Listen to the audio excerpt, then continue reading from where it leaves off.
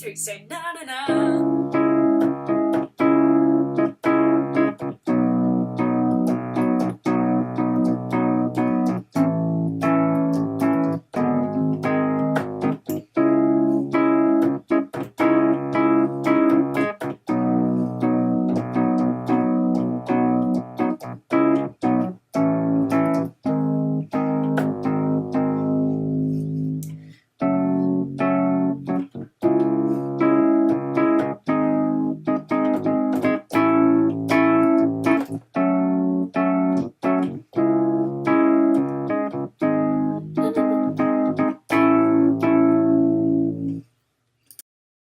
Hi everyone, it's me, Mitchell James. Welcome back to MJT Reviews, and I'm here with Elysse Turner, Australian composer and Hey, what's been happening? yeah, not much. Over the week, you've mulled over some songs, and we're talking about San Marino, Say Na Na Na by Serhat.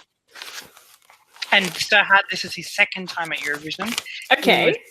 In 2016, he made it 12th in the semi-final, which means he didn't go through to the final, but it was still San Marino's second best position.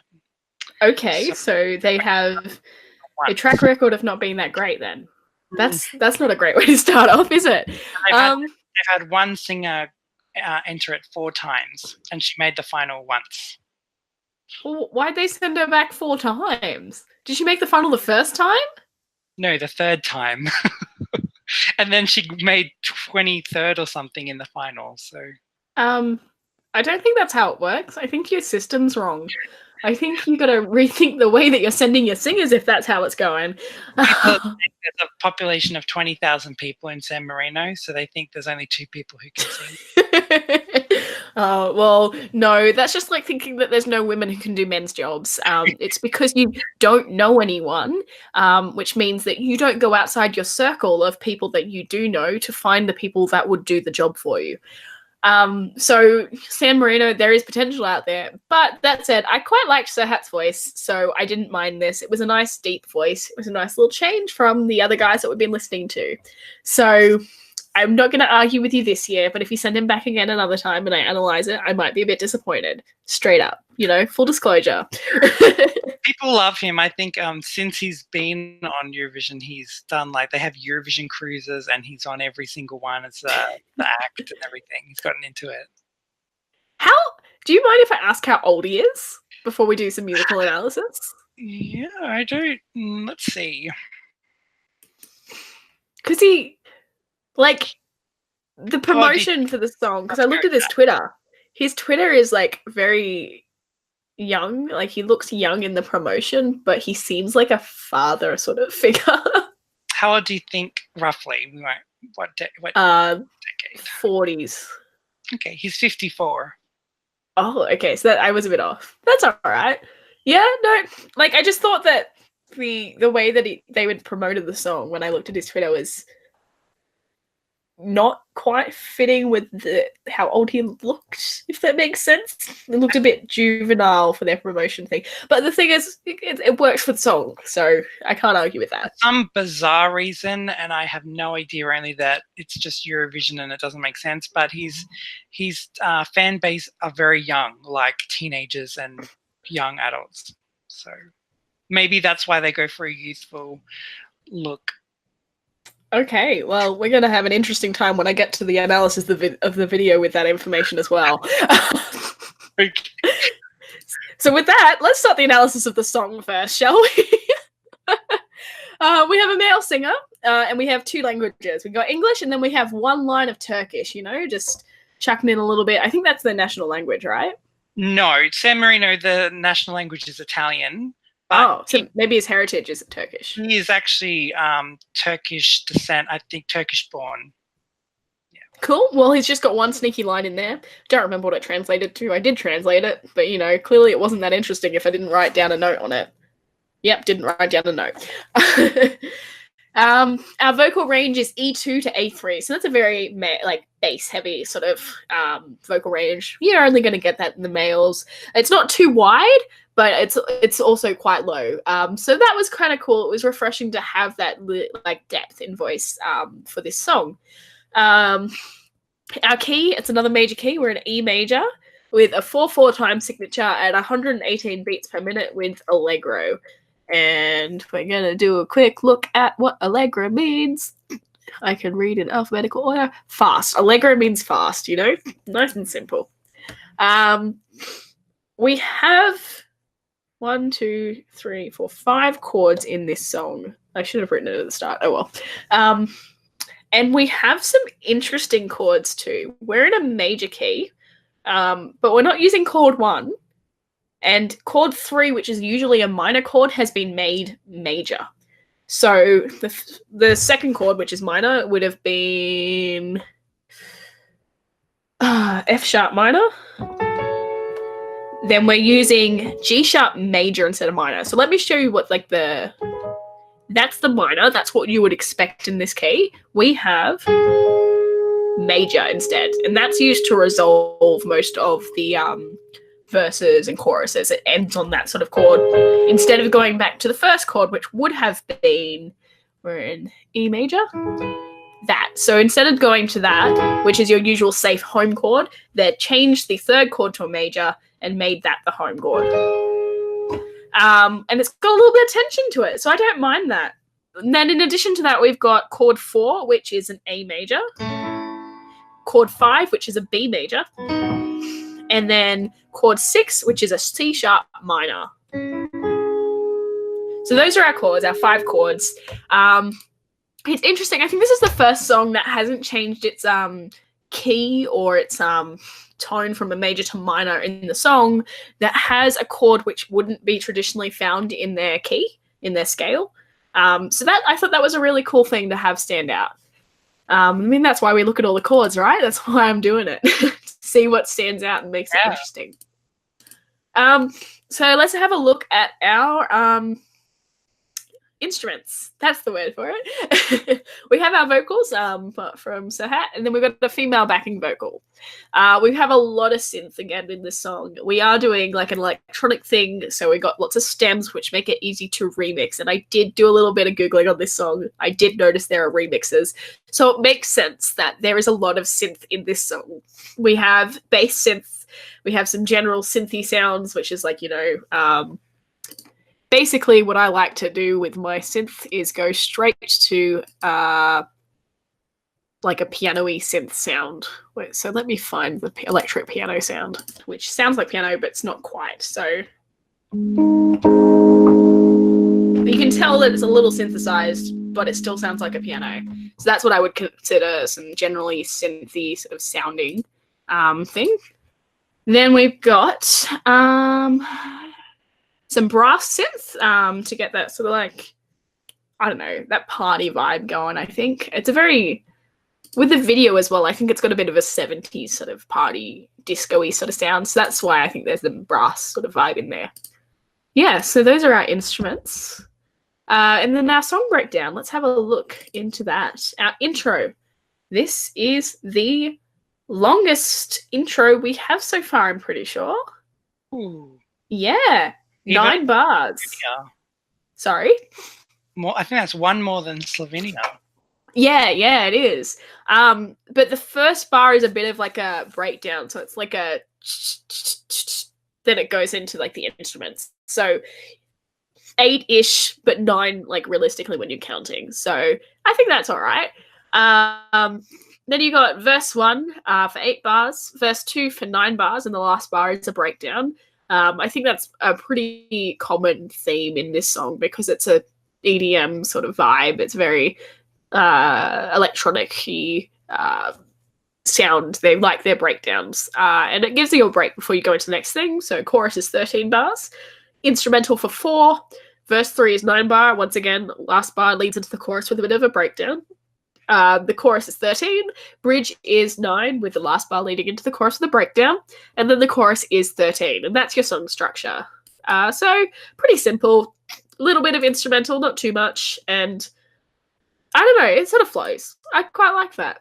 structure wise. In the bridge though, they had a bit of a call and response thing. So Serhat was singing like, "Do you think I'm lonely?" That's not the words at all, but and then like the female vocals were going da-da-da-da-da-da.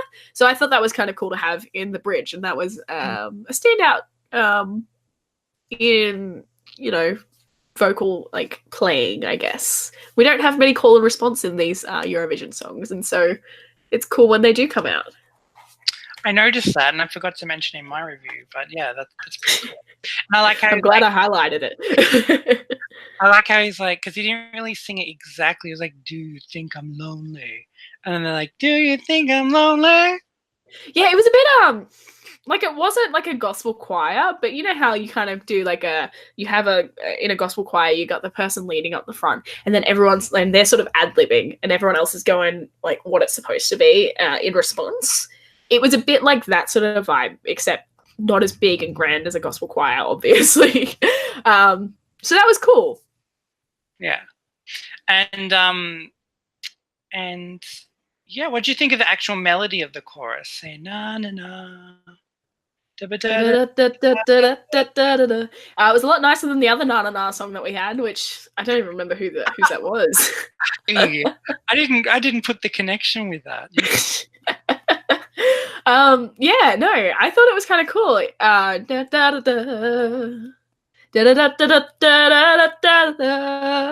If I could remember it, you know, obviously it was catchy. So yeah, it was simple. It was an effective melody. So music video, what do you think?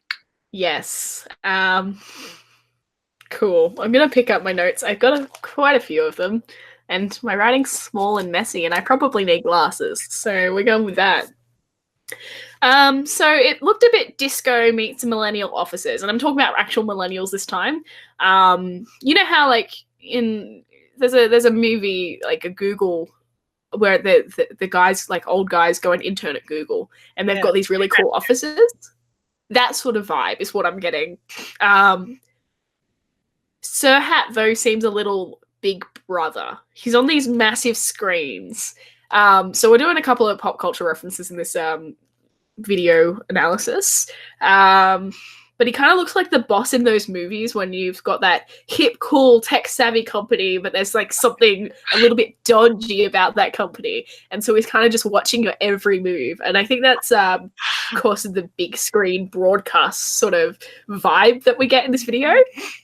So an example of that sort of movie I can share is I watched a movie on Netflix the other week. It was called Daphne and Velma. So it's based off the Scooby-Doo sort of series with the characters from that. But it's just Daphne and Velma in this one. And they're going through this high school, which is a tech high school. It's a Pioneer. And they have this character, which is the lead guy of the school. He's in charge of it all. And he's the one on the cutting edge of technology. And spoiler alert, he is actually evil and kidnapping students and stealing their ideas. But he's broadcast everywhere. He goes to and does these like big announcements with the ideas of what he's releasing every month, etc. And so it's kind of got that vibe. And there is another twist in that movie. So if you do want to go watch it, it's a good movie. I won't spoil it all for you. It's pretty obvious that he's a bad guy. Like, let's be real. That's not that hard to pick. So I was kind of getting that vibe.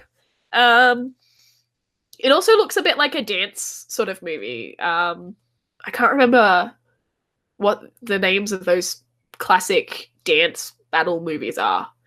But, you're just missing the water on the ground because they're all dancing inside this big space. And so, you could have that dance-off sort of thing happening at the drop of a hat, I reckon.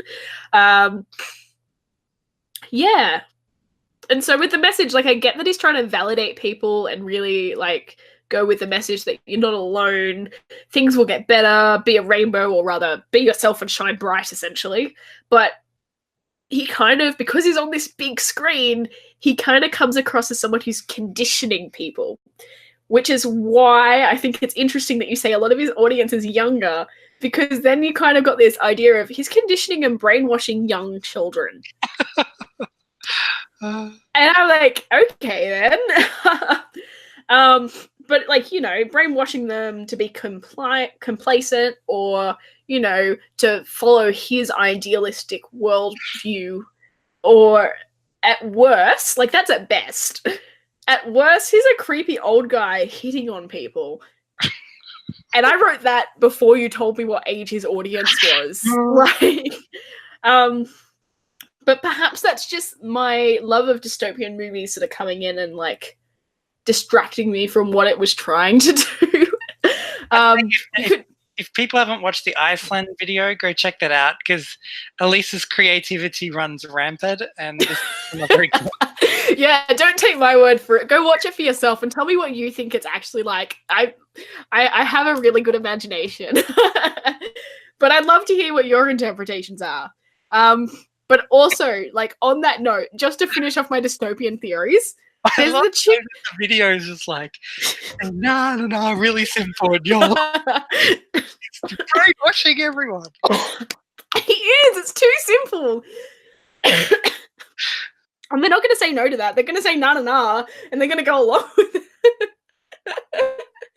But at the end of the video, just to conclude this dystopian theory I've got going here, right?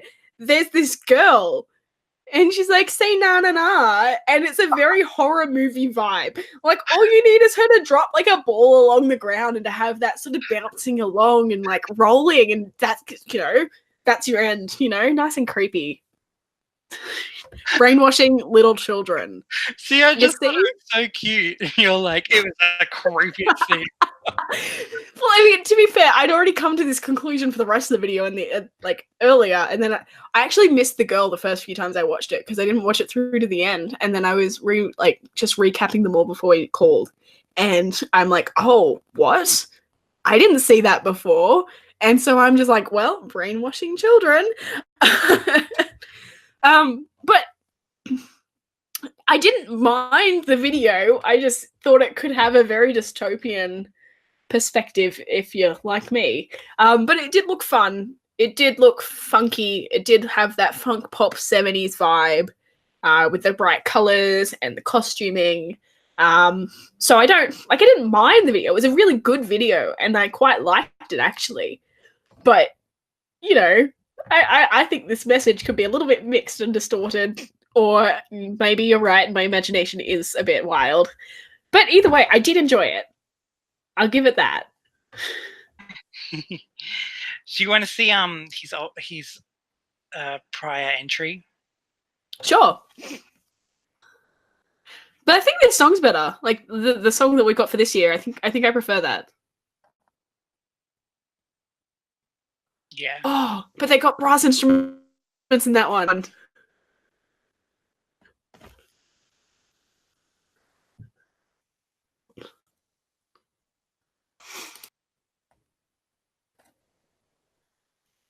I didn't know. I mean, I think 70s is very much his era. It's got that 70s vibe still. And the girls on the stage look 70s. You got a little bit of shoulder pad going on, disco colors, body jumpsuits happening. He looks older in this video, though. I don't think that does him any favors. And I'm wondering, my theory is that he did not appear in the music video and say na, because he does look older in real life with other people. Maybe. Or he could just be a dictator. Not a dictator, a brainwasher leader. Yes. We got a couple of cult theories going on in these videos this year. All right, well, we'll leave it with that. I'm here with Stuart from ESC Fan TV, a great Eurovision YouTube channel and podcast, so check it out. Just Google ESC Fan TV and you'll get a bunch of magic. So we're talking about Serhat Say Na San Marino. Stuart, Serhat San Marino, what are you thinking? It's great to see him back, first of all. He became a really big fan favorite in 2016 and narrowly missed out. Came 11th in the semi-final, narrowly missed out on qualification. Say Na is miles better than his entry. I didn't know. back in Stockholm. This is one of the songs that the fans will will this along and will will it across the line. It will qualify, no doubt in my mind. This is going to qualify for the final, and then probably finish last or there or thereabouts. But he deserves to qualify. He's written and composed the song. I didn't know that. It's a bit of him. You can sort of tell that, you know, he's thought about how that might work on a Eurovision stage. I imagine some fun. I imagine some glitter, some glitz on stage in Tel Aviv, and it's a bit of fun. That's all that needs to be said about Say Na Na Na. It's a bit of fun. It's not a world-breaking, high-quality composed song.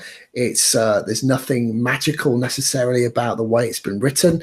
The lyrics are a bit trashy, but he's fantastic and he will deliver in Tel Aviv. He'll do everything possible to make that song qualify, and I'm well behind him. I think it's fantastic to have people like him at Eurovision. Do you think he can deliver live like he has in the studio version? Yeah, what he did in 2016, his live vocal was great. There was nothing wrong with it. It was just the song wasn't unique enough, didn't stand out, and this will. So yeah, I have no doubt in my mind he will deliver. Great. Have you ever seen Serhat apart from the Eurovision performance? Because I know he does the circuit. He goes around. No, never met him. I will this year though. I will get to meet him in a couple of weeks' time. So I'm very excited. Excellent. Oh, great. So, so you think that this could make the final, but just scrape out in the result? Yeah, no, I'm not casting dispersions on Paul Serhat. I want him to qualify. And I want him to do really well. But I could, first thing for him to do is achieve qualification into the final. Let's be completely honest here. I don't see him as a potential winner of Eurovision Song Contest, and I'm not sure that San Marino particularly wants to win Eurovision Song Contest either. If he can qualify for the final, that's a big tick, and he will see that as a master, as a milestone for him. The second stage would be to qualify from that final into somewhere around the sort of 10th, 15th or better. And if you can deliver that, great. Bottom 5 is okay too. Just get into that final is the main thing.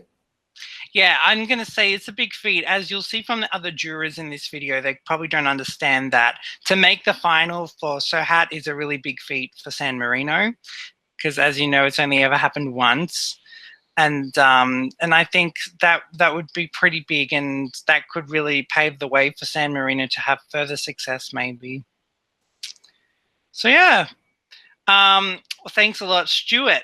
I'm here with Lam from Vietnam, and we're reacting and reviewing San Marino, so let's just get to it. Serhat, Say Na Na Na. Okay, so 1, 2, 3, go.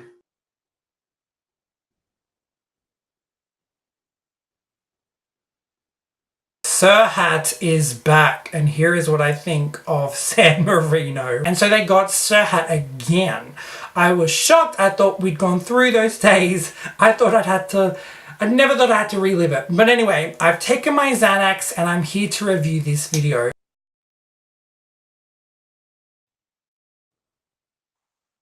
Yeah, interesting.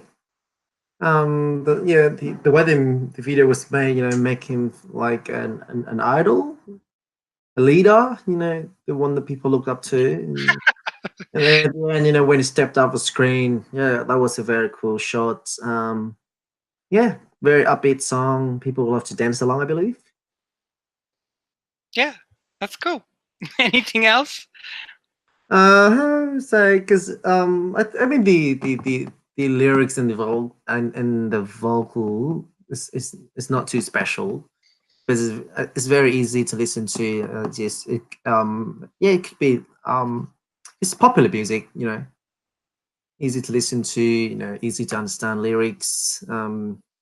Not too many message inside, I think. Do you think people might find that a bit cheesy, or do you think people might actually, who speak English as a second language, get behind it because it's easy to kind of relate to? It's not cheesy. It's quite like, I think it's cute and funny. Yeah. Yeah, rather than a cheesy. You know, it's not too cheesy. Yeah. Could you compare this to, like, you know how you said Spain's a party song? Could you see this as a party song? Yeah, why not? I mean, the whole video looks like a party. People were partying in the video, so. And so what do you mean when you said that Serhat looked like a leader in the music video? He looks like a leader. He's in the middle, you know, he's in the big screen. People looked up to him, and when he stepped down, you know, he's still, you know, he's stand higher than everyone. So yeah, there could be a good effect before the competition. You know, the people might think, oh wow, man, this guy is special. People loved him. We should love him too. You know? So you see that they're treating him like a big idol. Yeah, exactly. Yeah, I think maybe in San Marino, he's a big idol. I think so. There's not many of them in San Marino, so I forgot to mention as well that this is Serhat's second time at Eurovision. He represented San Marino in 2016. Okay. He came 12th in his semi-final, which means that he didn't make the final, but ironically, it was the second best position San Marino's ever had. They've only ever made the final once. So it's the curse of micronations. I don't know if you know, San Marino is very small. I know, yeah. Monaco used to be in Eurovision. They left because they just had they never got any votes because no one liked them anymore. Like, they didn't have that kind of relationship that big countries have. Yeah, way too rich. Yeah, Monaco won once, and they didn't host it because they said that it cost too much to run. That's how you save money. That's how you get rich. You think they were saving money? That's how countries remain rich, you think? Yeah, you know, rich people actually are very savvy. Yeah, I never thought of that. Unlike Sweden, who has hosted 6 times, and now they're fucking broke. yeah, they make a joke that their broadcasters bankrupt out of it. Yeah, that makes sense. All right. So, do you think Serhat has kind of that potential to do well, considering it's his second time back? Yeah, he's experienced, and even he looks a little bit old. I think he's experienced than most of the contestants. And I think he knows how to handle it. Just, you know, it's just the country is way too small, so it doesn't receive, you know, enough support. But I believe he's going to do well. Okay, cool. Yeah. Well, I think that's all I want to ask about San Marino. Can you remember the chorus of that? Does it seem hooky to you? Nah. Good job. Don't forget my number or something. You know, it's cool. Oh, that's very good. That was like in the first verse, I think. Yeah. It's good you remembered that. All right. Yeah. Awesome. Well, thanks so much for watching. Subscribe, see all that stuff. Thanks so much, Lam, for your take on that. Okay. And until next time, you want to say bye to all the viewers? Bye-bye. See you later. Who will make the cut? Who will win our